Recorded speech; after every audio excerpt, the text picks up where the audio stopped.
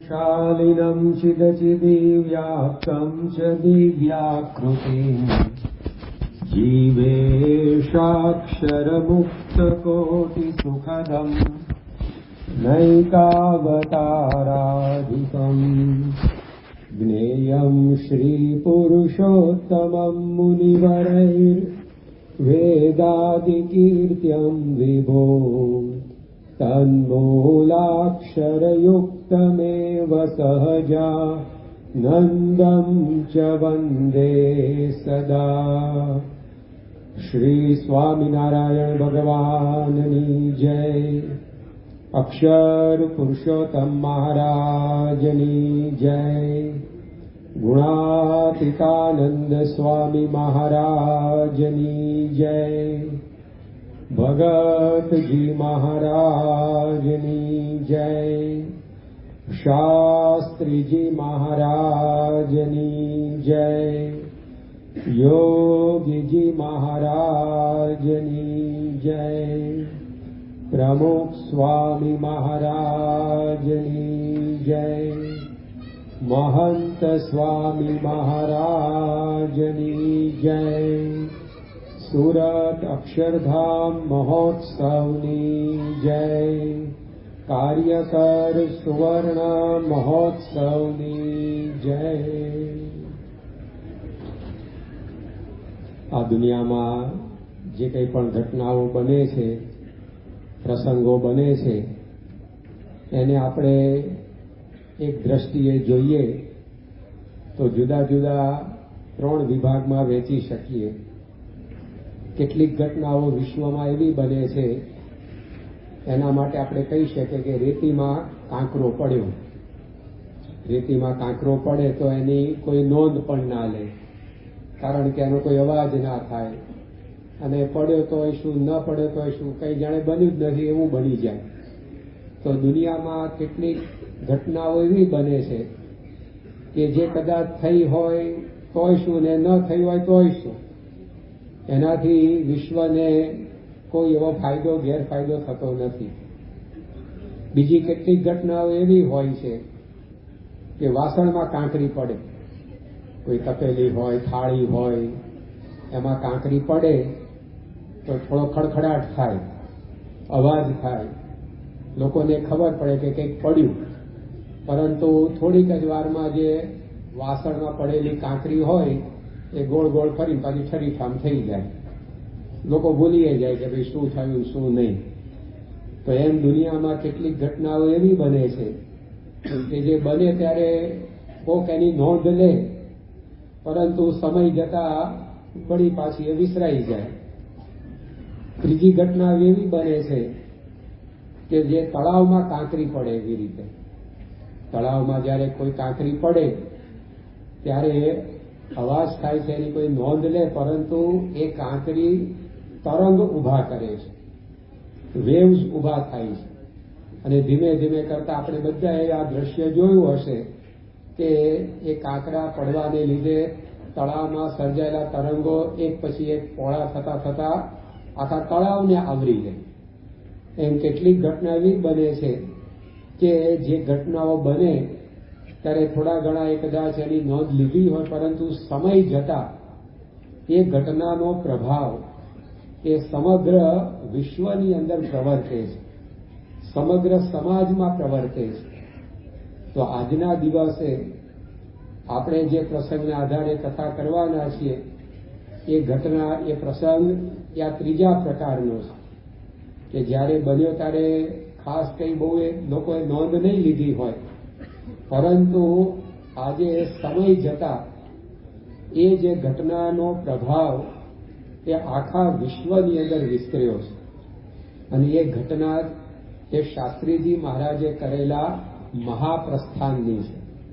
આજથી 119 વર્ષ પહેલા સંવત 1962ની કાર્તિક વદ પડવાના દિવસે શાસ્ત્રીજી મહારાજે અક્ષર પુરુષોત્તમની શુદ્ધ ઉપાસનાના પ્રવર્તન માટે આજની સવારે એ માંગલિક મહાપ્રસ્થાન કરેલું। અને શાસ્ત્રીજી મહારાજે આજે BAPS સંસ્થા સ્થાપી એની પ્રસ્તાવના જાણે આજના દિવસે આપણે લખી એવું આપણે કહી શકીએ. કોઈ પણ પુસ્તક પ્રકાશિત થાય એમાં જુદા જુદા ચેપ્ટર્સ હોય છે, પ્રકરણો હોય છે, પરંતુ એ પુસ્તકના પ્રથમ પાના ઉપર પ્રિફેસ એટલે કે પ્રસ્તાવના મૂકવામાં આવે છે. તો એ પ્રસ્તાવના આખું આ પુસ્તક એ શું તમને સમજાવવા માગે છે એની આપણને ટૂંકમાં માહિતી જણાવે છે. તેમ આજના દિવસે શાસ્ત્રીજી મહારાજે ઉપાસનાના પ્રવર્તન માટે જે પ્રસ્થાન કર્યું એને 119 વર્ષ પૂર્ણ થઈ રહ્યા છે. એમણે પોતે આ સિદ્ધાંતના પ્રવર્તન માટે એ પોતાના જીવનની અંદર જે કંઈ પણ કાર્ય કર્યું એનું એક અગત્યનું પગલું એ આજના દિવસે એમણે પોતે ભરેલું. તો શાસ્ત્રીજી મહારાજે આ BAPS સંસ્થા એ સ્થાપવાના પ્રારંભરૂપ પગલું આજે જે ભર્યું તો એ કેટલું વિશિષ્ટ છે એનો આપણને થોડોક વિચાર કરીએ તો ખ્યાલ આવે કે કઈ સંસ્થાની છત્રછાયામાં આપણે સૌ બેઠા છીએ અને કયા ગુરુની શરણની અંદર આપણે સૌ આવી ગયા છીએ અને કયો લાભ આપણે મેળવી ચૂક્યા છે. શ્રીજી મહારાજે વડતાલના 5મા વચનામૃતમાં વાત કરી કે ભગવાનની એના ઉત્તમ ભક્ત સાથે જો સરખી સેવા કરવામાં આવે તો એ ભક્ત 2, 5 કે 100 જન્મે એકાંતિક થવાનો હોય તે આને આ દેહે એકાંતિક થઈને ભગવાનના ધામને પામે છે. 100 જન્મે જે કામ આપણું થવાનું હોય એ 100 જન્મ પાછા હખણા હાલીએ તો એક જન્મમાં હરખા રહેવાતું નથી. તો 100 જન્મની ગેરંટી તો કેવી રીતે કે 100 જન્મ વ્યવસ્થિત જ આમ ભજન ભક્તિ સેવા કથા વાર્તા સભા વાત એ બધામાં વિકસે. પણ કદાચ કોઈ 100 જન્મ સુધી જન્મથી લઈને દેહ મૂકવા પર્યંત એ વ્યવસ્થિત આ રીતે સેવા ભક્તિ ઉપાસના વગેરેમાં વિતાવે મહારાજ કે 100 જન્મેનું જે કામ થવાનું હોય એ આ જન્મમાં થઈ જાય. ત્યારે જો ભગવાનની એના ઉત્તમ ભક્ત સાથે સરખી સેવા કરી, સરખી સેવા એટલે મહારાજે ત્યાં પછી વ્યક્તિ સમજાવી કે જેમ ભગવાન માટે 5 રૂપિયાનું ખર્ચ કરે એવી જ રીતે એના ઉત્તમ ભક્ત માટે પણ 5 રૂપિયાનું ખર્ચ કરે. જેમ ભગવાનને થાળ કરીને જમાડે એવી જ રીતે એના ઉત્તમ ભક્તને પણ થાળ કરીને જમાડે. આવી સરખી સેવા. પણ એ સરખી સેવા થાય ક્યારે? જ્યારે ભગવાનની સાથે એના ઉત્તમ ભક્તની મૂર્તિ પધરાવવામાં આવી હોય ત્યારે. અત્યારે આપણા હરિમંદિરોમાં, આપણા શિખરબદ્ધ મંદિરોમાં, આપણા તમામ હરિભક્તોના ઘર મંદિરોમાં શ્રીજી મહારાજ ભગવાન એની સાથે એમના ઉત્તમ ભક્ત ગુણાતીતાનંદ સ્વામી એમની મૂર્તિ સાથે પધરાવીએ છીએ તો સરખી સેવા થાય છે. મહારાજની આરતી ઉતરે તો એની સાથે એમના ઉત્તમ ભક્ત ગુણાતીતા સ્વામી પણ આરતી ઉતરે, સરખી સેવા. શ્રીજી મહારાજને દંડવત કરીએ તો એની સાથે એમના ઉત્તમ ભક્ત ગુણાતીતા સ્વામીને પણ દંડવત થઈ જાય, સરખી સેવા. શ્રીજી મહારાજને આપણે થાળ ધરાવીએ તેની સાથે ગુણાતીતાન સ્વામીને પણ થાળ થઈ જાય, સરખી સેવા. આપણે શ્રીજી મહારાજને જેવા વાઘા અલંકાર ધરાણ કરાવીએ એવા ગુણાતીતાન સ્વામીને થાય, સરખી સેવા. તો જો ભગવાનની સાથે એના ઉત્તમ ભક્તની મૂર્તિ હોય તો સરખી સેવા થાય અને તો 100 જન્મનું આપણું કામ આ 20, 25, 50, 60 વર્ષના જીવનમાં પૂરું થઈ જાય. પણ એ ભગવાનની સાથે એના ઉત્તમ ભક્તની મૂર્તિ પધરાવે કોણ? એ મોટો પ્રશ્ન. તો એના માટે શાસ્ત્રીજી મહારાજે બીડું ઝડપ્યું અને આજના શુભ દિવસે એમણે પોતે આવું માંગલિક મહાપ્રસ્થાન કર્યું કે આ શુદ્ધ ઉપાસનાનું પ્રવર્તન કરીને લાખો જીવો એનું કાર્ય આને આ જન્મ પૂરું થઈ જાય એવું આપણે કરવું છે. અને એના માટે એમણે પોતે આ રીતે આ BAPS સંસ્થા એના સ્થાપન માટે આજે પ્રથમ પગલું ઉપાડ્યું. તો એની અંદર એમનો હેતુ શું હતો? સંસ્કૃતમાં એવું લખે છે કે પ્રયોજનમ અનુદ્દિશ્ય મંદોપી ન પ્રવર્તતે. કોઈ પણ પ્રયોજન ના હોય તો મૂર્ખ માણસ પણ કોઈ ક્રિયા કરતો નથી. મૂર્ખ વ્યક્તિ જેવો આપણને કોઈ દેખાતો હોય, પણ એ કઈ ક્રિયા કરે છે એની પાછળ એનો કંઈક હેતુ હોય છે. આપણે જે કઈ ક્રિયાઓ કરીએ છીએ તો કોકને કોક પ્રયોજન એ ક્રિયા પાછળનું હોય છે. માણસ બોલે તો બોલવા પાછળ કંઈક પ્રયોજન હોય. એ વ્યક્તિ જમે તો જમવા પાછળ પણ કંઈક પ્રયોજન હોય. ભલે ભૂખ ના લાગ્યો પણ સામેવાળાને રાજી કરવા તો 2 કોળિયા ભરવા પડે, પ્રયોજન હોય છે કે ભાઈ આ પ્રયોજન શું છે. એકવાર એક શહેરમાં સર્કસ લાગ્યું હતું, તો એ સર્કસ જોવા માટે એક ભાઈ એના છોકરાને લઈને 5મી વાર ગયા. તો પેલો ટિકિટ બારી વાળો હોય એ તો બધાને ટિકિટ ફાડી આપતો હોય, તો એને તો વારંવાર આ વ્યક્તિ કોઈ આવે તો તરત ખબર પડી જાય. એટલે એને પૂછ્યું પેલા ભાઈને કે તમે આ 5મી 6ઠી વાર સર્કસ જોવા આવો છો, મને એવું લાગે છે કે તમને અમારું આ સર્કસ ખૂબ ગમ્યું લાગે છે. તો પેલા ભાઈએ કહ્યું કે ના, મને બિલકુલ રસ નથી. કે 5મી 6ઠી વાર શું કરવા આવો છો? કે મારા છોકરાને ગમે છે, છોકરો મને ગમે છે એટલે હું આવું છું. તો જો કંઈક ને કંઈક પ્રયોજન હોય છે આપણી કોઈ ક્રિયા પાછળ, તો શાસ્ત્રીજી મહારાજ એમણે પોતે આ બીએપીએસ સંસ્થાની સ્થાપના માટે આજે કાર્તિક વદ પડવાના શુભ દિવસે આ રીતે શુદ્ધ ઉપાસના પ્રવર્તન માટે માંગલિક મહાપ્રસ્થાન કર્યું. તો શું પ્રયોજન હતું? દુનિયામાં ઘણા બધા કાર્યોનો આરંભ થતો હોય છે, તો એ કાર્યારંભ પાછળ ઘણીવાર સંપત્તિ એકત્રીકરણનો હેતુ હોય છે કે ભાઈ કોઈ કાર્ય આપણે કરીએ તેમાંથી આપણને આ રીતે સંપત્તિ પ્રાપ્ત થાય.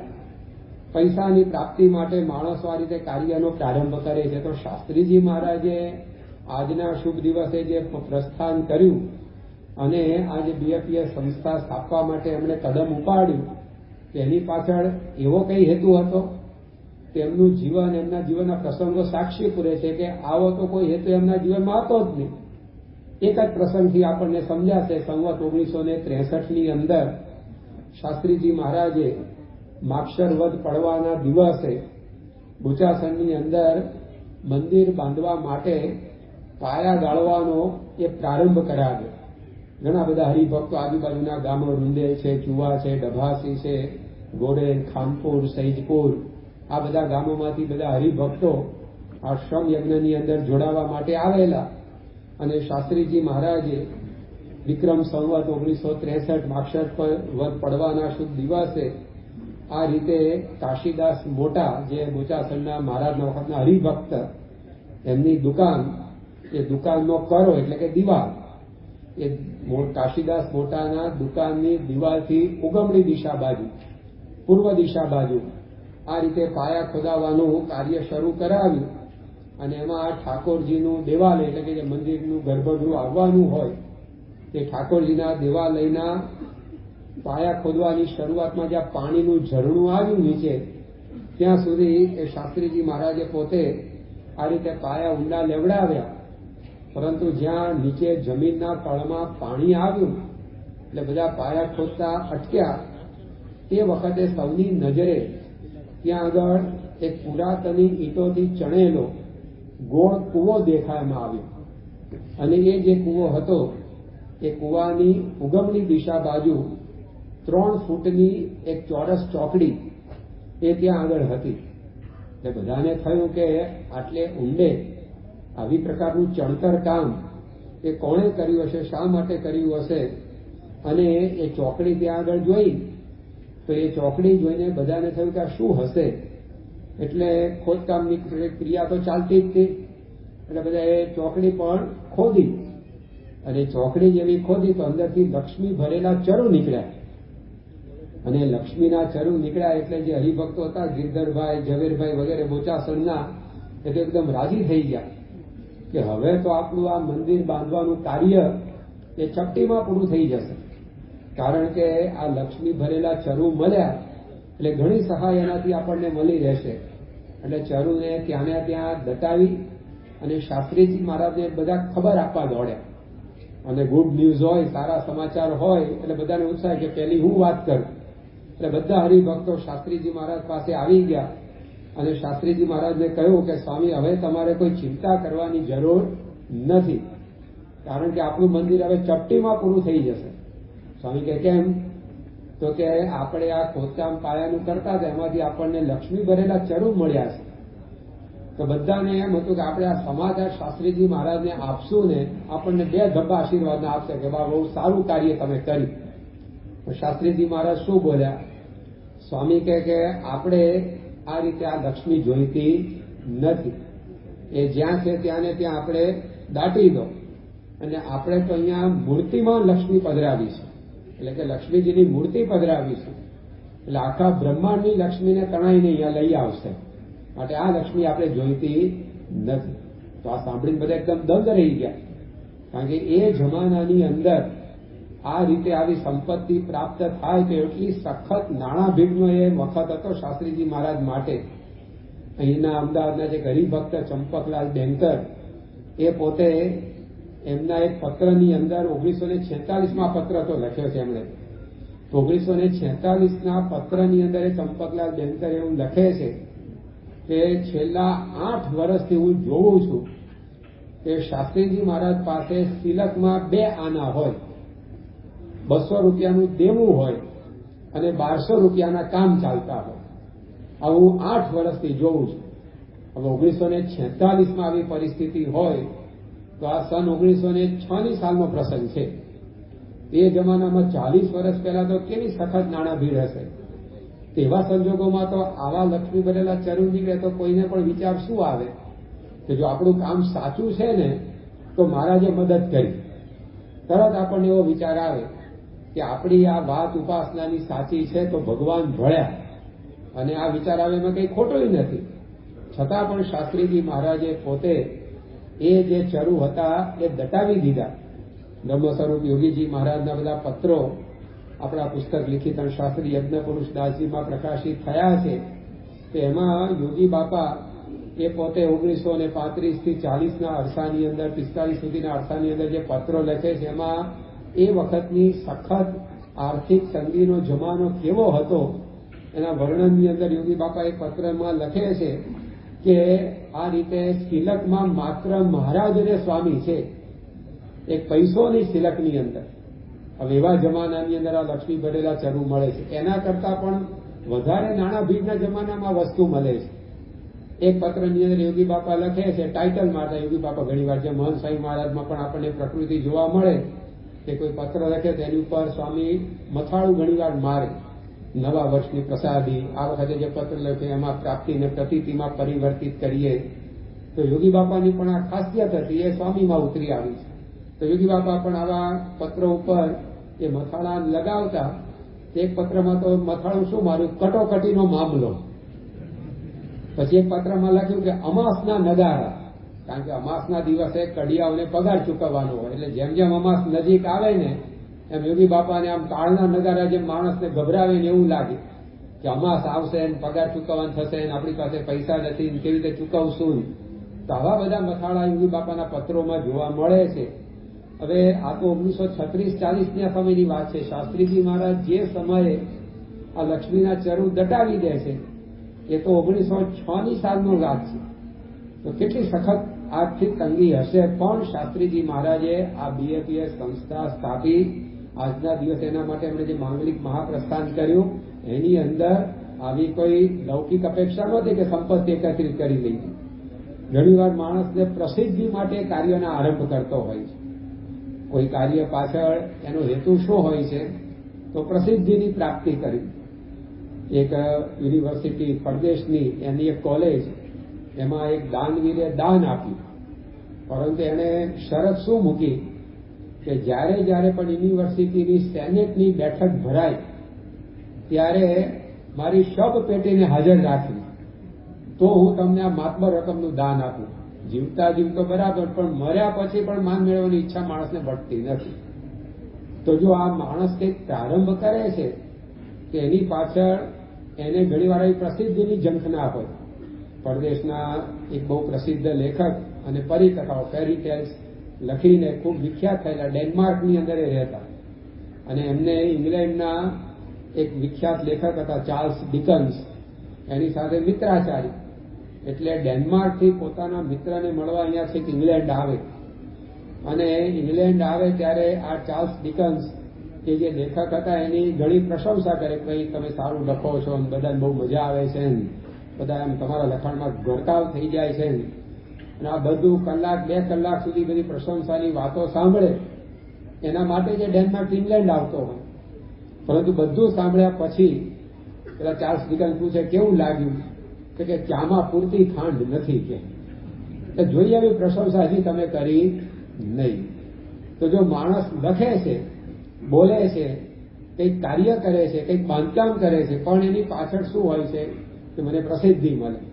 તો શાસ્ત્રીજી મહારાજે આ જે કદમ ઉપાડ્યું આજના દિવસે કાર્તિક વદ પડવાય અને આ DAPS સંસ્થાની સ્થાપના એમણે પોતે કરી, તો એની પાછળ આવી કોઈ પ્રસિદ્ધિ રળવાનો પણ હેતુ નહોતો. કારણ કે પ્રસિદ્ધિ તો એમની પાસે એ પ્રથમથી જ એમના ચરણોની અંદર આરોપી હતી. હજી તેમણે પોતે દીક્ષા પણ નહોતી લીધી, એ પોતે ડુંગરભાઈ તરીકે હતા. અને એ સમયની અંદર શાસ્ત્રીજી મહારાજ પોતે નિયમિત વડતાલ બધા સંતોનો સમાગમ કરવા માટે, ઠાકોરજીના દર્શન કરવા માટે જતા. તો વિક્રમ સંવત 1935માં જ્યારે શાસ્ત્રીજી મહારાજ પૂર્વાશ્રમમાં હતા ડુંગર ભગત તરીકે, અને એ વખતે ભગવત પ્રસાદજી મહારાજના શ્રાદ્ધ નિમિત્તે મોટો સમયો હતો. તો શાસ્ત્રીજી મહારાજ ત્યાં વડતાલ પધારેલા, અને એ વખતે ભંડારમાં જમીને પોતે સભા મંડપ બાજુ જતા હશે ત્યારે ત્યાં આગળ એક કોઠારી બેચર ભગત હતા, જે પાછળથી મહાપુરુષદાસ સ્વામી બન્યા અને છાના છાના છાના ત્યાં સુધી તમે રહેશો છાના બધા પદો એમણે બનાવ્યા. તે કોઠારી બેચર ભગત એમને સામા મળ્યા. અને આ કોઠારી બેચર ભગતે વડતાલના ધુરંધર કોઠારી ગોવર્ધનભાઈ એમના એ મદદનીશ હતા, અને સંપ્રદાયમાં ખૂબ જ મોભાદાર ગણાતા. કારણ કે કોઠાર વગેરે વહીવટની અંદર એ વિચક્ષણ હતા, અને બગલાની પાંખ જેવા સફેદ પાટલી બંધ ધોતિયા ઉપર સફેદ કેડી, માથે સફેદ રૂમાલ એ પોતે બાંધી અને બધું કામકાજ એવું કરે, તેનો આમ પ્રભાવ પડતો તે સમયની અંદર. હવે એમની ઉપર ડુંગર ભગતનો પ્રભાવ પડ્યો, અને ડુંગર ભગત તો સભા મંડપ બાજુ જતા હતા. તો આ બેચર ભગતે એમને ઉભા રાખ્યા અને કહ્યું કે છોકરા ક્યાં જાય છે? તો કે આ રીતે સભા મંડપમાં. કે ક્યાં રહે છે? તો કે મેળાવમાં રહું છું. તો કે તું મથુરાનો ભાઈ? એટલે કે મથુરભાઈ મેળાવના હરિભક્ત મુખ્ય, એમને બધા ઓળખે, તો તું એમનો ભાઈ છે? શાસ્ત્રીમાં કે હા. ટૂંકની અંદર જ જવાબ આમ નિધડકપણે શાસ્ત્રીજી મહારાજ બધા આપે. અને એ જોઈને બેચર ભગત એમના વિશે આકર્ષાય. એમણે કહ્યું કે તારે મારી સાથે રહેવું છે? એટલે કે હું આ વડતાલના કોઠારીનો આસિસ્ટન્ટ છું, મદદનીશ છું, અને તું મારી સાથે રહી જા. ત્યારે શાસ્ત્રીજી મહારાજ એમણે પોતે આ પ્રકારે કહ્યું કે મારે તો શ્રીજી મહારાજના મળેલા મોટા પરમહંસ એમની સાથે રહીને બધું જ્ઞાન શીખવું છે. અને આ પ્રકારની વાત એમણે પોતે કરી. પણ કહેવાનું તાત્પર્ય શું કે હજી તો શાસ્ત્રીજી મહારાજની 14-15 વર્ષની કિશોર અવસ્થા, પણ એ સંજોગોની અંદર બધાને થાય કે આ મારી પાસે રહેતો સાથ. સંવત 1938ના વર્ષે કોઠારી ગોવર્ધનભાઈ એ વડોદરા પધારેલા, અને ડુંગર ભગત પણ વડોદરા ગયેલા. અને ત્યાં આગળ કોઠારી ગોવર્ધનભાઈએ જે ઓરડામાં ઉતારો કરેલો ત્યાં શાસ્ત્રીજી મહારાજે પોતાની થેલી મૂકી હતી. હવે શાસ્ત્રીજી મહારાજને ખબર પડી કે અહીંયા તો વિજ્ઞાનાનંદ સ્વામી પણ આવ્યા છે. તો શાસ્ત્રી મહારાજને થયું કે આપણે આ તો મહારાજના મળેલા, મહારાજના હાથે દીક્ષા લીધેલા મોટા સંત, તેમની સાથે રહીએ તો 2-4 પ્રસાદીની વાતો પણ સાંભળવા મળે, અને મહારાજના બધા પ્રસંગો પણ આપણને જાણવા મળે. એટલે પોતાની થેલી લેવા માટે કોઠારી ગોવર્ધનભાઈના ઓરડાની અંદર આવ્યા, અને એમને થેલી લઈને જતા જોયા. તો એ કોઠારી ગોવર્ધનભાઈએ કાંડું પકડ્યું ડુંગર ભગતનું અને પૂછ્યું કે ક્યાં જાઉં છું? તો કે હું મારા ગુરુ વિજ્ઞાનાનંદ સ્વામી એમની સાથે જઉં છું. પરંતુ ગોવર્ધનદાસ કોઠારીને ડુંગર ભગતનું જાણે ઘેનું લાગી ગયું. એમની આ રીતે ચકોર નજર પારખી ગઈ હતી કે આ છોકરો કોઈ સામાન્ય નથી, અને ખૂબ જ આ રીતે આગળ જતા ઘણા મોટા મોટા કાર્યો કરી શકે એવી આમાં ત્રેવડ છે. કારણ કે કોઠારી ગોવર્ધનભાઈ ચાણક્ય બુદ્ધિ ધરાવતા, માણસ પારખું હતા અને કુશળ વહીવટ કરતા હતા. એટલા માટે કહેવાતું કે વડતાલની ગાદી એટલે ગોવર્ધનભાઈ, ગોવર્ધનભાઈ એટલે વડતાલની ગાદી. આવી પ્રકારના કોઠારી ગોવર્ધનભાઈએ ડુંગર ભગતને કહ્યું કે તું મારી સાથે રહી જા ને, મારે તારી પાસેથી આગળ જતા ઘણા કામ લેવા છે. હવે જેના મનની અંદર આ લોકની મહત્તા હોય એને તો આ એક બહુ જ મોટી ઘટના લાગે કે જે કોઠારી ગોરધનદાસને 2000 સાધુઓ દંડવત કરે, કંઈક ભૂલ થઈ હોય તો કોઠારી ગોરધનદાસ પાસેથી પ્રાયશ્ચિત લે. એ કોઠારી ગોરધનભાઈ હજી તો કિશોર અવસ્થામાં હતા શાસ્ત્રીજી મહારાજ, પણ એમને એવું કહે કે તું મારી સાથે રહી જા અને મારે તારી પાસેથી આગળ જતા ઘણા કામ લેવા છે. તો કેટલી પ્રસિદ્ધિ શાસ્ત્રીજી મહારાજના ચરણોમાં કિશોર અવસ્થાથી આડોશતી. તો કોઠારી ગોરધનભાઈને એમનું ઘેરું લાગ્યું હતું. કોઠારી બેચર ભગત એમનાથી ખેંચાયેલા. એ જ પરિસ્થિતિ શ્રીજી મહારાજના હાથે દીક્ષિત થયેલા મહારાજની ભેગા 12 વર્ષ સુધી રહેલા વિજ્ઞાનાનંદ સ્વામીની હતી. વિજ્ઞાનાનંદ સ્વામી એમના મનની અંદર વિચાર હતો કે આ ડુંગરને દીક્ષા આપી આપણા મંડળની અંદર એમને રાખી લેવા. એટલે એમણે પોતે આ રીતે જયારે એકવાર દીક્ષા સમારંભનું આયોજન વિક્રમ સંવત 1939ની અંદર કાર્તિક સુદ ચોથના દિવસે અદભુતાનુસાઈનો અક્ષરવાસ થયો અને નિમિત્તે દેશ દેશાંતરના બધા સંતો એ વડતાલ પધારેલા અને કેટલાક પાર્ષદોને વખતે દીક્ષા આપવાની હતી. તો એમાં વિજ્ઞાનાનંદ સ્વામીએ આચાર્ય વિહારીલાલજી મહારાજને કેવડાવ્યું કે તમે આ ડુંગરભાઈ છે, ડુંગર ભગત છે, એને પણ આ રીતે પાર્ષદની એટલે સાધુની દીક્ષા આપો તો સારું. ત્યારે કોઠારી આચાર્ય વિહારીલાલજી મહારાજને એમ કે આ છોકરો મારી પાસે રહે, આ પાર્ષદ મારી સાથે રહેતો સારું. હવે જો દીક્ષા આપી દે તો પછી વિજ્ઞાનાનંદ સ્વામીની સાથે મંડળમાં ફરવા માટે જતા રહે, તો પોતાની સાથે ન રહે.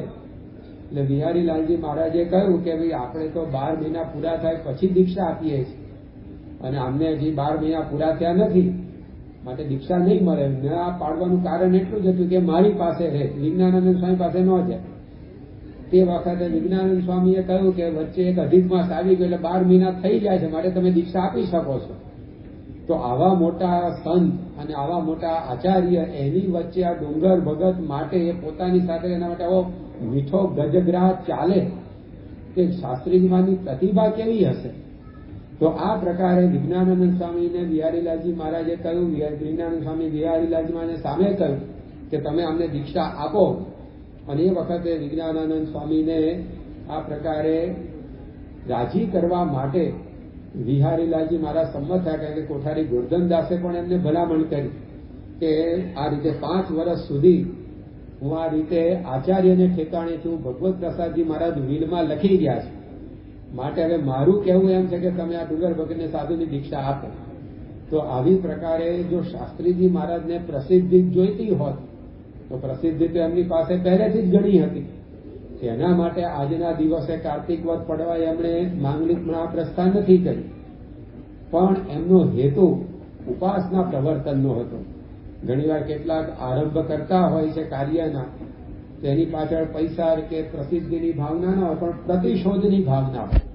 પ્રતિશોધ એટલે બદલો લેવો.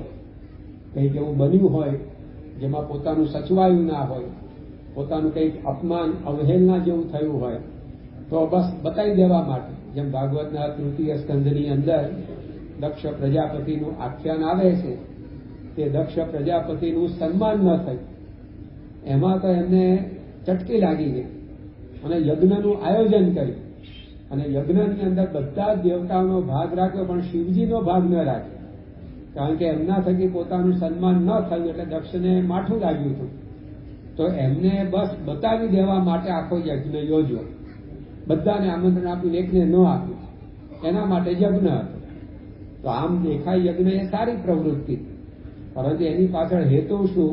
પ્રતિશોધ, બદલાની ભાવના કે ભાઈ તમને મારી પડી નથી તો પછી મારે પણ એવું છે એમ. તો આ પ્રકારે આવા બધા જુદા જુદા હેતુઓથી લોકો કાર્યના આરંભ આ દુનિયામાં કરતા હોય છે. પરંતુ શાસ્ત્રીજી મહારાજે પોતે આજના શુભ દિવસ 119 વર્ષ પહેલા જ્યાં માંગલિક મહાપ્રસ્થાન કર્યું, એની પાછળ આવી કોઈ સંપત્તિ એકત્રિત કરવાની ભાવના નહોતી, નહીં તો લક્ષ્મીના ચરુ જટાવ્યા જ નહીં. કોઈ પ્રસિદ્ધિની ભાવના નહોતી, નહીતર તો આવું પ્રસ્થાન જ કરવાનો વિચાર ના આવે, કારણ કે એમની પાસે પૂરતી પ્રસિદ્ધિ ત્યાં હતી. પ્રતિશોધની ભાવના પણ નથી, બદલાની ભાવના પણ નહીં, કારણ કે શાસ્ત્રીજી મહારાજે આ મહાપ્રસ્થાન કર્યું પછી ટૂંક જ સમયની અંદર એક મોટા ધર્માચાર્ય એમને મળ્યા. એમ સાક્ષાત તો ન મળ્યા, પણ એમણે પોતાના એક શિષ્ય હતા મણિભાઈ, એના દ્વારા શાસ્ત્રીજી મહારાજને કહેવડાવ્યું. કારણ કે આ જે ધર્માચાર્ય હતા એમના મનની અંદર વિચાર એવો ચાલતો હશે કે શાસ્ત્રીજી મહારાજને ઘણા બધા કષ્ટો પડ્યા છે, એમને આ રીતે ખીચડીની અંદર ઝેર આપવામાં આવ્યું, એમના શરીરની અંદર સોયા પહોંચવામાં આવ્યા, આ રીતે એમના કથા વાર્તાના આયોજનોની અંદર પાણી ભરાવવા માટે મરચાની ગોળીઓ કરવામાં આવી. આ ઉપરાંત પણ ઘણું બધું અપમાન એ એમનું જ કરવામાં આવ્યું છે. ભગવા વસ્ત્રો ઉતારીને ધોળા લુગડા પહેરવામાં આવ્યા. એટલે એમને જેમના તરફથી આ બધી ઉપાધિઓ આવી છે એમના વિશે જરૂર મનની અંદર દ્વેષ ભાવ બંધાયો હશે અને આ તકનો આપણે ઉપયોગ કરીએ. તો એ જે ધર્માચાર્ય હતા એમણે પોતાના એક શિષ્ય મણિભાઈ એમના દ્વારા કહેવડાવ્યું કે તમે યજ્ઞપુરુષ દાસને સંદેશો મોકલાવો કે તેઓ મને ભેગા થાય. અને આ રીતે ભેગા થવાનો મતલબ એ હતો, હેતુ એ હતો કે 2 જણ ભેગા થઈ અને પછી શાસ્ત્રાર્થની અંદર શાસ્ત્રીજી મહારાજના માથે વિતાડનારાને આપણે હરાવી અને એમનું હીણું દેખાડીએ. પરંતુ શાસ્ત્રીજી મહારાજ તો શબ્દભેદી હતા અને એ તો શબ્દ બોલે એની પાછળનો હેતુ બોલતા વે સમજી જાય, માણસ પગલું મૂકે એના આશય પામી જાય એવા વિચક્ષણ પુરુષ હતા. એટલે જેવું આ રીતે ભેગા થવાનું નિમંત્રણ એને ધર્માચાર્યનું સાંભળ્યું અને શાસ્ત્રીજી મહારાજે શરૂઆતમાં તો કોઈ પ્રતિભાવ ન આપ્યો, પરંતુ 3-4 વાર ફરીને પેલા ધર્માચાર્ય શાસ્ત્રીજી માને સંદેશો મોકલતા રહ્યા કે તમે મને ભેગા થાવ, તમે મને ભેગા થાવ. પરંતુ શાસ્ત્રીજી મહારાજ એમણે પોતે આ રીતે ત્યાં આગળ કોઠું આપ્યું નહીં અને સામે કહેવડાવ્યું કે ભાઈ તમારા મનની અંદર જે કંઈ વિચાર છે એ કોઈ દિવસ શક્ય બનશે નહીં. કારણ કે અમારા મનની અંદર કોઈના માટે કોઈ પ્રકારનો દ્વેષ નથી, કોઈ આંટી નથી, કશું જ નથી. અને આ જયારે શાસ્ત્રીમાનો જવાબ સાંભળ્યો ત્યારે પેલા ધર્માચાર્યના હાથ હેઠા પડ્યા. તો જો હવે બદલા માટે શાસ્ત્રીજી મહારાજે પ્રસ્થાન કર્યું હતું તો આમાં તરત જ ભળી જાય માણસ, આહા કે આપણે ભેગા થઈને સામેવાળાને પછાડીએ. પરંતુ શાસ્ત્રીજી મહારાજનો એકમાત્ર હેતુ શ્રીજી મહારાજે આપેલી અક્ષર પુરુષોત્તમ ઉપાસનાનું પ્રવર્તન કરવું એ જ હતો. અને એટલા માટે એમણે પોતે આજના શુભ દિવસે 119 વર્ષ પહેલા ત્યાં મહાપ્રસ્થાન કર્યું. કારણ કે મહારાજે વચનામૃતના પાને આ પ્રકારે અક્ષર અને પુરુષોત્તમની ઉપાસનાની વાત કરી છે. પ્રથમ 71માં વચનામૃતમાં મહારાજ પોતે સ્વયં કહે છે કે જ્યારે ભગવાન આ પૃથ્વી ઉપર પધારે ત્યારે પોતાનું અક્ષરધામ તે સહિત જ પધારે છે. આવું પોતે સમજવું અને બીજાને સમજાવવું. સમજી પાછું બેસી રહેવાનું એવું નથી કહ્યું, બીજાને સમજાવવાનું. તો શ્રીજી મહારાજે શું કહ્યું કે પોતે જ્યારે આ પૃથ્વી ઉપર પધારે ત્યારે એમની સાથે અક્ષરધામ પણ સાથે હોય જ. એ અક્ષરધામ ભેગું આવ્યું તે કોણ હતું તેની પણ શ્રીજી મહારાજે ઓળખાણ કરાવી. જ્યારે ગુણાતીતાન સ્વામીને સંવત 1866ની પોષ સુદ પૂનમે ડભાણમાં દીક્ષા આપી ત્યારે શ્રીજી મહારાજે પોતે જ વાત કરી, મૂલજી શર્મણે દીક્ષામ દદાનસ્ય પ્રજાયતે ભૂયાન મિત્ર સમાનંદો યતો ધામાક્ષરમ સમે ઉર્ધ્વાદો ભાગ રહિતમ તન મૂલમ ધામ ચ અક્ષર. કે આ જે મૂળજી શર્મા એને દીક્ષા આપતા મને એટલા માટે આનંદ થાય છે કે આ મારું રહેવાનું અક્ષરધામ છે. અધો એટલે કે ઉપર, અધો એટલે કે નીચે, ઉર્ધ્વ એટલે ઉપર નીચે એનું કોઈ પ્રમાણ ન થઈ શકે એટલું એ વિશાળ અક્ષરધામ છે. અને એની અંદર અનંત મુક્તો સાથે અમે રહ્યા છીએ. એ અક્ષરધામનું મૂર્તિમાન સ્વરૂપ આ મૂળજી શર્મા છે. અને આજે દીક્ષા લઈ રહ્યા છે એટલે અમને એનો આનંદ છે. અને ગુણાતીતાનંદ રૂપમ વિશ્વખ્યાતમ ભવિષ્યતિ. અને આગળ જતા આ મૂળજી શર્મા ગુણાતીતાનંદ સ્વામી રૂપે વિશ્વવિખ્યાત થશે. તો આટલી સ્પષ્ટ ઓળખાણ અક્ષરધામ ગુણાતીતાનંદ સ્વામી છે એની આપી. તો એક તો મહારાજે કહ્યું કે અમે જયારે પૃથ્વી પર આવીએ ત્યારે અક્ષરધામ ભેગું આવે છે. એ અક્ષરધામ આ ગુણાતીતાનંદ સ્વામી છે. અને એ ગુણાતીતાનંદ સ્વામીની ભક્તિ એટલે કે એમની સેવા એ મહારાજની સાથે કરીએ તો જ વડતાલના 5 પ્રમાણે આપણું 100 જન્મનું કામ આ જન્મે થાય. મધ્યના 21માં વચનામૃતમાં મહારાજે કહ્યું કે પરોક્ષ ભગવાન અને પરોક્ષ ભક્ત જેનો મહિમા આપણને જેવો સમજાય છે એવો જ પ્રત્યક્ષ ભગવાન અને પ્રત્યક્ષ ભક્તનો મહિમા સમજાય તો કલ્યાણનો મુદ્દો હાથમાં આવ્યો કહેવાય. અને આ વાત સમજો તો આજે સમજો તો એટલી સમજવી છે, લાખ જન્મ પછી પણ આ સમજે છૂટતો છે. તો પરોક્ષ ભગવાન ને પરોક્ષ ભક્તનું મહાત્મ્ય તો બધા સમજે, પણ પ્રત્યક્ષ ભગવાન આપણા માટે શ્રીજી મહારાજ અને ભગવાનના ભક્ત ગુણાતીત. તો એનો મહિમા જ્યાં સુધી ન સમજાય ત્યાં સુધી કલ્યાણનો મુદ્દો આત્મા જ આવ્યો ના કહેવાય. તો આ બધી જે મહારાજની વાતો એ વચનામૃતમાં છે, એના આધારે શાસ્ત્રીજી મહારાજે નક્કી કર્યું કે મહારાજે ખાલી આપણને આટલું સમજીને બેસી રહેવાનું નથી કહ્યું, એ બીજાને સમજાવવાની પણ વાત કરી છે. તો આપણે હવે સમજાવવા માટે નીકળવું. અને એમણે ગુણાતીતાનંદ, મૂળ અક્ષર, સહજાનંદ, એક પરમેશ્વર આનો ઝંડો ઉપાડ્યો અને નાદ એમણે પોતે ગુંજતો કર્યો. અને એની અંદર ઘણી બધી ઉપાધિ એમના જીવનની અંદર આવી છતાં પણ ડગલું ભર્યું, ના હટવું, ના હટવું. એ જે ગુજરાતી પંક્તિમાં લખ્યું છે, એક વાર ડગ ભર્યું. મોહન સાંઈ મહારાજ ઘણી વાર કહે છે કે જંગલની અંદર બધા પ્રાણીઓ હોય, તે પ્રાણીઓ સામે હુમલો કરવા આવે, તે પ્રાણીઓની સામે ઘણીવાર હથિયાર ઉગામવામાં આવે, ઘણીવાર અગ્નિ જલાવવામાં આવે, હોકારા પડકારા કરવામાં આવે, તે બધા પ્રાણીઓ ભાગી જાય. પરંતુ એક સિંહ એવો છે કે સામે ગોળીઓ વરસે એના માથા ઉપર, તે મસ્તક ઉપર ગોળીઓ ઝીલતો ઝીલતો પણ આગળ વધે, એ પાછું પગલું ભરવાનું જાણતો જ નથી.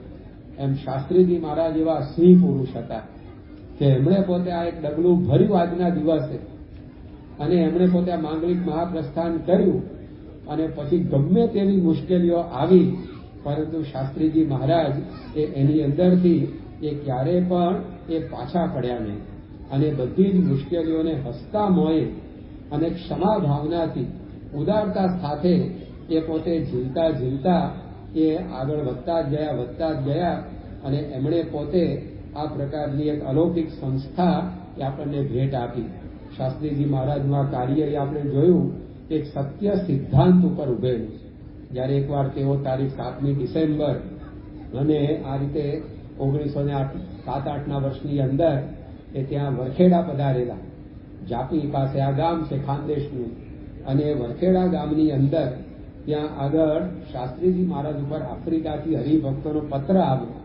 હરમાનભાઈ વગેરે હરિભક્તોએ એ પત્ર લખેલો, અને પત્રની અંદર બધાએ જણાવેલું કે સ્વામી, અમે અહીંયા આફ્રિકામાં સત્સંગ કરીએ છીએ, પણ ઘણીવાર ગુણાતીતાનંદ સ્વામી મૂળ અક્ષર શા માટે, અક્ષર પુરુષોત્તમની ઉપાસના શા માટે સાચી, આવા બધા કોઈ અમને પ્રશ્નો પૂછે છે, તો અમે એનો યોગ્ય જવાબ આપી શકતા નથી.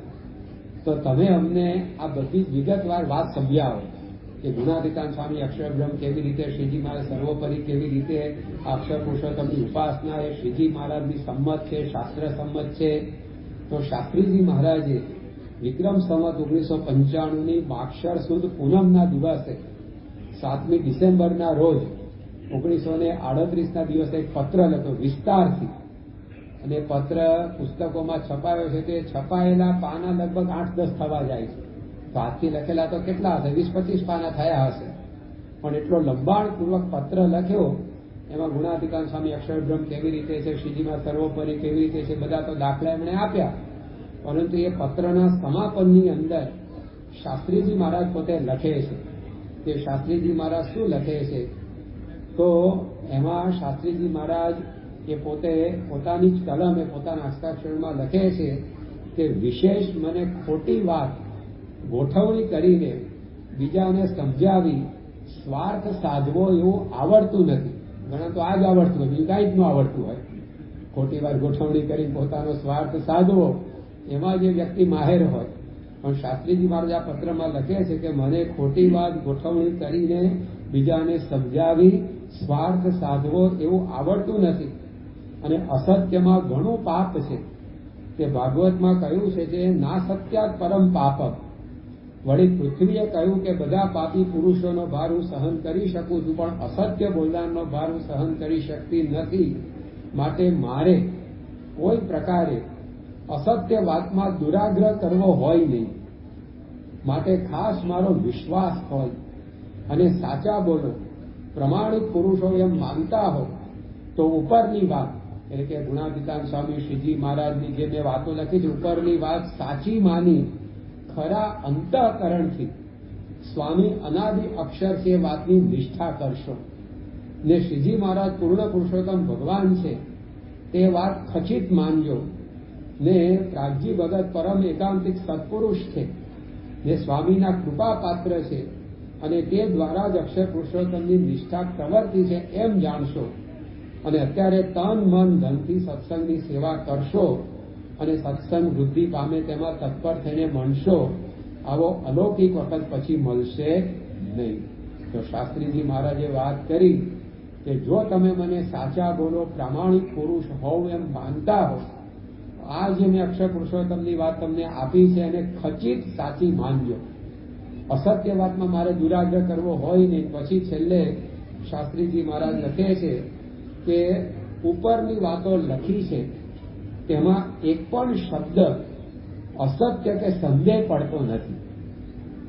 20-25 પાના ભરીને પત્ર લખ્યો છે, એમાં એક પાનું અસત્ય કે સંદેહ પડતું નથી એવું નથી લખતા સ્વામી. એક ફકરો નહીં, એક વાક્ય નહીં, સ્વામી કહે છે કે એક શબ્દ પણ એની અંદર અસત્યનો કે સંદેહ પડતો નથી. તો કેટલા સત્ય સિદ્ધાંતને વરીને એમણે પોતે આજે આ કદમ ઉપાડ્યું હશે.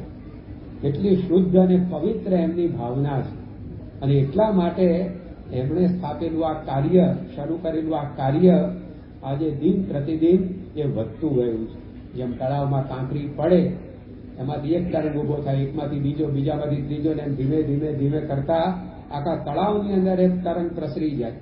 એમ શાસ્ત્રીજી મહારાજે આ એક કદમ ઉપાડીને કાર્ય શરૂ કર્યું, પણ એ કાર્ય જેમનું સાચું હતું તો આજે એ સમગ્ર વિશ્વભરની અંદર પ્રવર્ત્યું છે.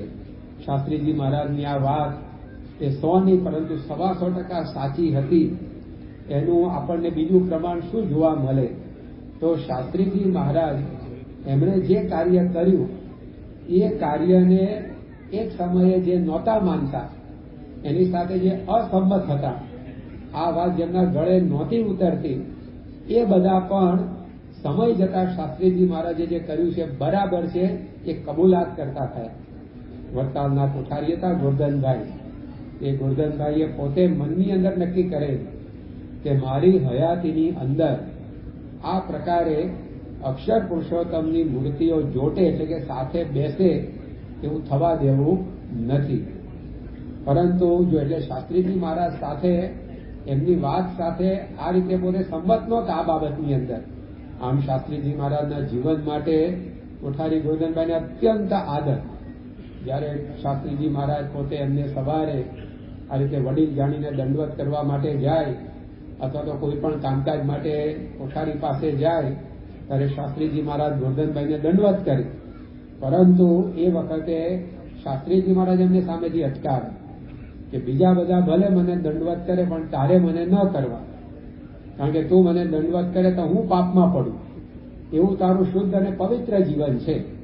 તો શાસ્ત્રી મહારાજના જીવન માટે કોઠારી ગોરધનભાઈને અત્યંત આદર. જેમ દશરથને રામના વિશે પ્રીતિ, એવી અમને શાસ્ત્રી મહારાજ વિશે પ્રીતિ હતી. એટલો બધો એમને આદરભાવ હતો.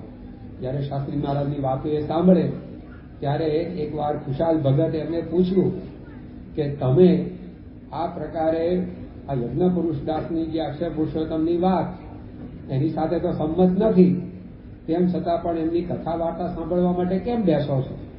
ત્યારે કોઠારી ગોરધનભાઈ કહેતા કે 2000 સાધુમાં શાસ્ત્રી યજ્ઞ પુરુષદાસ જેવો ધન સ્ત્રીનો ત્યાગી મને કોઈ બીજો દેખાતો નથી અને એની વાતો મને સાકરના કટકા જેવી મીઠી લાગે છે, એટલે હું એ સાંભળવા બેસું. તો શાસ્ત્રીજી મહારાજ માટે આવો પ્રેમ આદર, પણ અક્ષર પુરુષોત્તમની જે વાત એમના ગળે કોઈક કારણસર ઉતરતી નહોતી, પરંતુ શાસ્ત્રીજી મહારાજે પોતે આ જ્યારે કાર્ય કર્યું ત્યારે અંતરથી રાજી થયા અને એમણે પોતે એ શાસ્ત્રીજી મહારાજના કાર્ય સાચું છે મતલબની વાત કરી. તો આવી રીતે જે વ્યક્તિ એક સમયની અંદર અસંમત હોય પરંતુ બીજી જ ક્ષણે એટલે કે થોડાક સમય પછી જ્યારે વાત કબૂલ કરે ત્યારે આપણને ખ્યાલ આવે કે આ રીતે શાસ્ત્રીજી મહારાજે જે વાત ઉપાડી છે એમાં કશું જ અસત્ય નથી. એકવાર શાસ્ત્રીજી મહારાજ એમના માટે આ રીતે ડભોઈના બધા હરિભક્તો હતા, દામોદર સોની વગેરે, એમ દામોદર બ્રાહ્મણ હતા, એમણે પોતે અને બીજા બધા હરિભક્ત એમણે કોઠારી ગોરધનભાઈ પાસે માગણી મૂકી કે આ વખતે શ્રાવણ માસમાં આ યજ્ઞ પુરુષ દાસજી એ જો આ રીતે અમારે ત્યાં કથા કરવા માટે આવે તો ઘણું સારું, બધાને ખૂબ સમાસ થાય. અને એ પ્રકારે આ રીતે શાસ્ત્રીજી મહારાજ એ ડભોઈ ત્યાં આગળ કથા કરવા માટે ગયા, તો ત્યાં આગળ ડભોઈના મંદિરમાં ઉપેન્દ્રાનંદ સ્વામી, શ્રીજી મહારાજના દીક્ષિત સંત, એમના એક શિષ્ય મુરલીધરદાસ પોતે રહેતા હતા. હવે એમને થયું કે આ યજ્ઞપુરુષદાસ શાસ્ત્રી અહીંયા આવશે તો બધાના અંતરની અંદર ત્યાગજી ભક્તનો ગુણ નાખી દેશે અને આપણું કાંઈ પછી ઉપજશે નહીં. એટલે કેટલાક હરિભક્તોની કાન ભંભેરણી કરી અને કહ્યું કે આ જે યજ્ઞપુરુષદાસજી આવ્યા છે એમના ગુરુ ત્યાગજી ભક્ત, એ તો ગુણાધિકાર સાંઈનો મહિમા કહેતા એટલે અમને સંપ્રદાયમાંથી વિમુખ કરેલા, અને આ રીતે એમના ગુરુનું વૃત્તાંત તમે પૂછો, આમ બધી વાત કરી. અને શાસ્ત્રીજી મહારાજ પાસે પેલા હરિભક્તો તો બિચારા સાધુએ કહ્યું એટલે આવી ગયા અને પૂછ્યું. ત્યારે શાસ્ત્રીજી મહારાજે જે બધી વાતો કરી એ જોઈને મુરલીધરદાસનું અંતર વિંધાઈ ગયું અને એમણે કહ્યું કે તમે મારા હૃદયમાં રહેલી કામ ક્રોધાદિકની ગ્રંથિઓ બધી ગાળી નાખીશ. તો જો એક સમયે શાસ્ત્રીજી મહારાજ સાથે જે અસંમત હતા, પરંતુ એમણે પોતે શાસ્ત્રીજી મહારાજની વાત સાચી છે કબૂલ કરી, તેની પરથી આપણને ખ્યાલ આવે કે શાસ્ત્રીજી મહારાજે આજના દિવસે 119 વર્ષ પૂર્વે જે આ માંગલિક મહાપ્રસ્થાન કર્યું એ સત્યસભર એમનું કાર્ય હતું. અને એ સત્યસભર કાર્ય હતું તો ખાલી 5 જ સંત એમની સાથે હતા અને તેમ છતાં પણ આ કાર્ય આજે આટલું બધું એ વિસ્તાર પામ્યું. જ્યારે હરિકૃષ્ણ મહારાજને પ્રાર્થના કરી કે તમે આજે અમે નીકળીએ છીએ તો અમારી સાથે રહેજો, ભગવાનને સાથે લઈને શાસ્ત્રીજી મહારાજ નીકળ્યા. અને એ વખતે એમની સાથે વૃદ્ધ સાધુ નિરંજન દાસ હતા, બીજા એક ધર્મજ ગામમાંથી સાધુ થયેલા નારાયણ દાસ હતા, અને ખૂબ જ શાસ્ત્રીજી મહારાજ વિશે અત્યંત હેત ભાવ એ એમની સાથે હતા. બીજા 3 સંતો એ વખતે શાસ્ત્રીમાના મંડળમાં હતા, પુરુષોત્તમદાસ સ્વામી ખાનદેશના, બીજા એક ગોવિંદ સ્વામી હતા, ત્રીજા એક માનદ સ્વામી હતા, એમનું મૂળ નામ ભક્તિજીવનદાસ હતું. અને આ ગોવિંદ સ્વામી અને માનદ સ્વામી બંને મેવાસા ગામના અને જુનાગઢની અંદર સાધુ થઈને રહેતા, પરંતુ વડતાલ સમયે આવ્યા હશે અને શાસ્ત્રીજી મહારાજની વાતો એમને સાંભળી એટલે શાસ્ત્રીજી મહારાજ વિશે એવી હેતની ગાંઠ બંધાઈ ગઈ. પછી એ વડતાલમાં શાસ્ત્રી મહારાજ સાથે રોકાઈ ગયા હતા.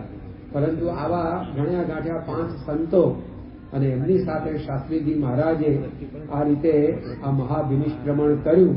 તો એમનું આ જે કાર્ય, આ કાર્યનો આરંભ આજના દિવસ એમણે કર્યો, સંસ્થાની પ્રસ્તાવના લખવાનો પ્રારંભ કર્યો આ દિવસ કહી શકાય. પરંતુ એમાં કોઈ પ્રકારની એવી લૌકિક અપેક્ષાઓ નહીં, કેવળ એક શ્રીજી મહારાજનો સિદ્ધાંત પ્રવર્તે. અને એટલે શાસ્ત્રી મહારાજ નીકળ્યા ત્યારે ઘણા બધાને દુઃખ થયું.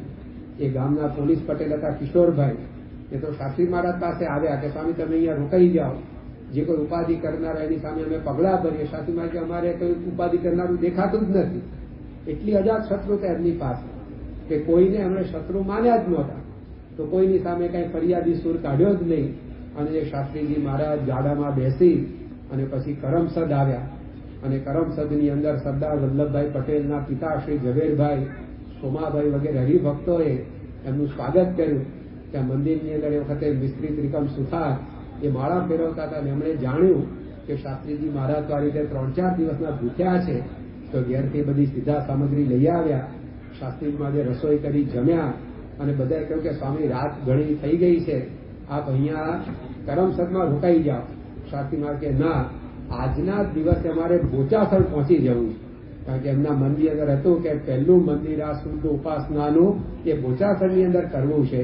તો રાત્રે 11 વાગે આ કાર્તિક વદ પડવાના દિવસે એ શાસ્ત્રીજી મહારાજ બોચાસણ પહોંચી ગયા અને ત્યાં રહીને પછી એમણે પોતે કાર્યનો આરંભ કર્યો. તો આજનો એમના માંગલિક મહાપ્રસ્થાનનો આ શુભ દિવસ અને અક્ષર પુરુષોત્તમના કાર્ય માટે એમણે પોતે આ રીતે અવતાર ધારણ કર્યો હતો. એમના 4 વાક્યો જ આપણને ગવાહી પૂરે છે કે અક્ષર પુરુષોત્તમ એમના જીવનની અંદર કેટલું મહત્વ ધરાવતા હતા.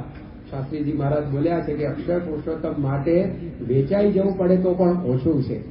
અક્ષર પુરુષોત્તમને અમે બળદિયા છે, આ મુંડાવ્યું છે તે અક્ષર પુરુષોત્તમ માટે મુંડાવ્યું છે. અને અક્ષર પુરુષોત્તમની વાત કોઈ મારા માથા પર બેસીને કરે તો પણ ઓછું છે. એની ઉપરથી આપણને ખ્યાલ આવે કે એમના લોહીના કણની અંદર અક્ષર પુરુષોત્તમ રમતા હતા. અને એ શાસ્ત્રીજી મહારાજ બોલ્યા હતા કે મારું કર્તવ્ય ચાલુ રહેશે. તો આજે વર્તમાન કાળે પરમ પૂજ્ય મહંત સ્વામી મહારાજ દ્વારા એ અક્ષર પુરુષોત્તમની ઉપાસના એ દિગ્દિગંતની અંદર પ્રવર્તી રહી છે. મહંત સ્વામી મહારાજને ગુરુ પદે બિરાજે 8.5 વર્ષ થયા, પરંતુ એ 8.5 વર્ષની અંદર એમણે 450 કરતા વધારે અક્ષર પુરુષોત્તમના મંદિરો એ વિશ્વભરની અંદર તૈયાર કરી અને શાસ્ત્રીજી મહારાજના કાર્યને આ જબરજસ્ત વેગ આપ્યો છે. એ શાસ્ત્રીજી મહારાજનું કાર્ય આપણા કાનની અંદર સતત ગુંજતું રહે. તો રોજ આપણને એમણે જે મંત્ર આપ્યો એમાં અક્ષર પુરુષોત્તમ, આ નાના નાના બાળકો રોજ આપણને ઘૂંટાવે અક્ષરમ અહમ પુરુષોત્તમ દાસોસ્મી. તો આપણા જીવનની અંદર એક જીવન ક્રમમાં અક્ષર પુરુષોત્તમને એ મહંત સ્વામી મહારાજે વણી લીધા. એમણે પોતે ગુણાતીતાનંદ સ્વામીના પ્રાસાદિક હરિકૃષ્ણ મહારાજની સાથે ગુણાતીતાનંદ સ્વામીની ચલ મૂર્તિની પ્રતિષ્ઠા 31 ઓક્ટોબર 2020ના દિવસે શરદ પૂનમે કરી અને અક્ષર પુરુષોત્તમની જોડ એ આપણને આપી. એ અક્ષર પુરુષોત્તમની રોજ સ્વામીશ્રી જે પૂજા કરે છે એ અક્ષર પુરુષોત્તમ મહારાજ આપણને આશીર્વાદ આપે છે. તો આ રીતે આપણા મનની અંદર એ સતત આ અક્ષર પુરુષોત્તમની ઘટના ચાલતી રહે એના માટે શાસ્ત્રીજી મહારાજનું આ કાર્ય કે મહંત સ્વામી મહારાજ દ્વારા ચાલુ છે. અને એમણે આરતીની અંદર લખાવી દીધું યજ્ઞ પુરુષ પ્રવર્તિત સિદ્ધાંતમ સુખદમ. રોજ આપણને શાસ્ત્રીજી મહારાજની સ્મૃતિ થાય, રોજ અક્ષર પુરુષોત્તમનો સિદ્ધાંત આ પ્રવર્તાવનારા શાસ્ત્રીજી મહારાજ છે એ આપણને હર હંમેશ યાદ રહે તેવું કાર્ય એ મહંત સ્વામી મહારાજે કર્યું છે. સારંગપુરમાં એકવાર સ્વામી બોલેલા કે શાસ્ત્રીજી મહારાજે કદી ભૂલાવા ન દેવા એવું એમણે પોતે જ કાર્ય કરી દીધું.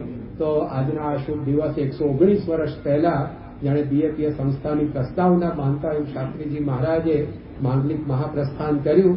તો આપણે પણ એમના ચરણોમાં, એમના પ્રગટ સ્વરૂપ મહંત સ્વામી મહારાજના ચરણોમાં પ્રાર્થના કરીએ કે અક્ષર પુરુષોત્તમ ઉપાસના માટે તેઓ 92 વર્ષે આજે પણ થાકતા નથી. તો આપણે પણ જીવનના અંત સુધી આ સેવામાં મંડેલા રહીએ એવું બળ, બુદ્ધિ, શક્તિ આપણને પ્રાપ્ત થાય એ જ પ્રાર્થના. શ્રી સ્વામિનારાયણ ભગવાનની